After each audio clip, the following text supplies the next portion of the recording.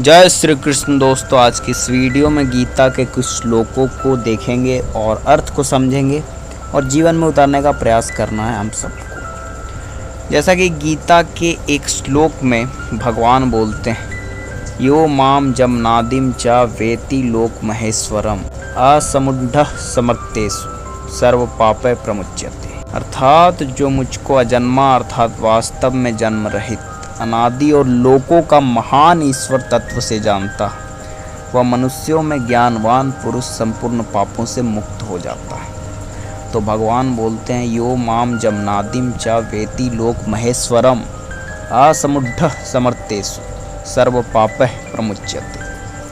यानी जो भगवान श्री कृष्ण को अजन्मा अनादि और लोकों का महान ईश्वर मानता है, महान ईश्वर तत्व से जानता है, वह मनुष्यों में ज्ञानवान है और वैसा पुरुष संपूर्ण पापों से मुक्त हो जाता है। तो हमें भगवान श्री कृष्ण के शरण में ही जाने चाहिए। भगवान जैसा कि बोलते हैं कि जो मुझ पर विश्वास रखता है, मुझको मानता है, he who fully understands me in all respects as being without a beginning और an end and Lord of the universe is truly the wisest person among all men and is released from all his sins।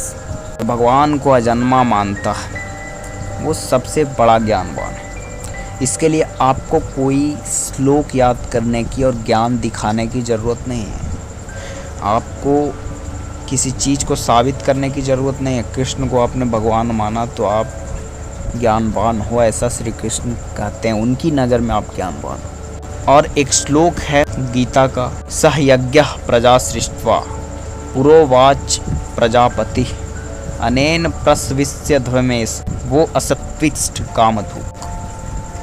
अर्थात प्रजापति ब्रह्मा ने कल्प के आदि में यज्ञ सहित प्रजाओं को रचकर उनसे कहा कि तुम लोग इस यज्ञ के द्वारा वृद्धि को प्राप्त हो और यह यज्ञ तुम लोगों को इच्छित भोग प्रदान करने वाला हो।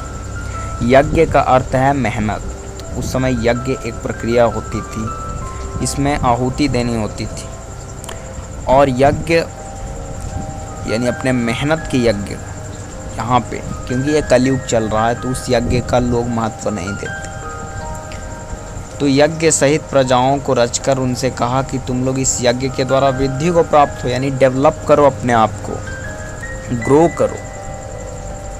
You shall grow and prosper, और बढ़ो। इसलिए ऐसा कार्य करो आप अपने जीवन में जिससे आपका, आपके फैमिली का और सबको खुशी हो और इस देश को खुशी हो। तो ऐसा काम करो, बढ़ो, गीता स्वयं कहती है। तो हमें श्री कृष्ण के इन वचनों का पालन करना चाहिए। और मुझे जान के हैरानी होती है कि मैंने एक वीडियो बनाया था गौरक्षा के ऊपर,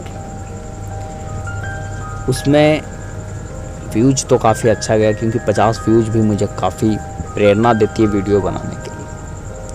और शेयर किया कीजिए, क्योंकि मुझे तो कोई फ़र्क नहीं पड़ता, क्योंकि मैं किसी भी चीज़ को लेकर, मेरी आसक्ति नहीं है कि मेरे सब्सक्राइबर्स बढ़ें या शेयर हो। मैं किसी चीज़ में आसक्ति नहीं रखता, बस मुझे ये पता है कि 50 लोग मुझको देखते हैं और सुनते हैं। तो दोस्तों, जय श्री कृष्ण। सनातन के लिए आप सब्सक्राइब कर सकते हैं। जय श्री कृष्ण।